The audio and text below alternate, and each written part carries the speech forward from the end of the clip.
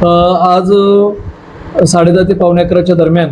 एक CFS प्राप्त झाला होता 112 कडून पोलीस स्टेशन नंदनवन हद्दीमध्ये की हिवरीनगर झोपडपट्टी या ठिकाणी एका भावाने त्याच्या भावाला मारल्या संदर्भात मी खून केलेला आहे, त्याला मारलेला असा CFS 112 वर प्राप्त झाला होता. त्या अनुषंगाने तात्काळ सदर ठिकाणी आमचे जे 112 हँडल करणारे जे बीट मार्शल आहेत त्या ठिकाणी तात्काळ सदर ठिकाणी पोहोचले असता त्या ठिकाणी प्रदीप गोविंदराव बाबुले वय वर्ष 39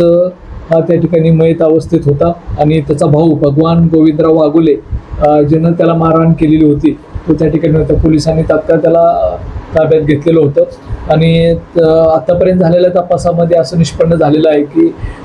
यातील जो मयत आहे तो फर्निचरचं काम करतो आणि जो आरोपी जो आहे तो पण फर्निचरचं काम करतो. आज आरोपीला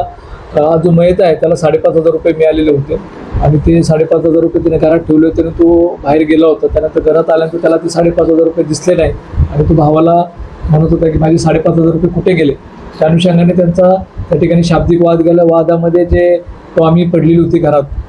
त्या टॉमीच्या आहे ना त्यानं डोक्यावर वार करून त्याला मारहाण केलेलं आहे. यांचं जे याच्या वादाच्या अनुषंगाने पोलीस स्टेशनला अद्यापर्यंत कुठली तक्रार किंवा त्यांचे वादाच्या घटनाची कुठली रिपोर्टिंग नाही आहे किंवा यांचा वाद होता किंवा यांच्यामध्ये वैमनस्य होतं अशा पद्धतीची कुठली या पोलीस स्टेशन रिपोर्टिंग इन्स्टंट घटना आहे आणि ही म्हणजे तात्कालिक जे कारण म्हणतो आपण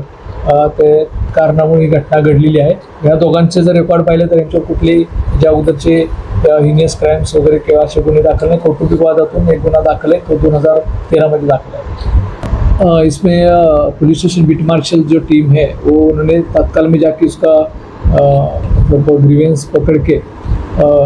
घटने का ग्रीवेंस देख के तत्काल स्पॉट अटेंड किया और आरोपी को वहाँ पे कि और जो भी एविडेंस थे वहाँ के वो एविडेंस सिक्योर करने में मदद की और वहाँ से कोई भी एविडेंस गायब न हो और तहकीकात में उसका फ़ायदा हो इस हिसाब से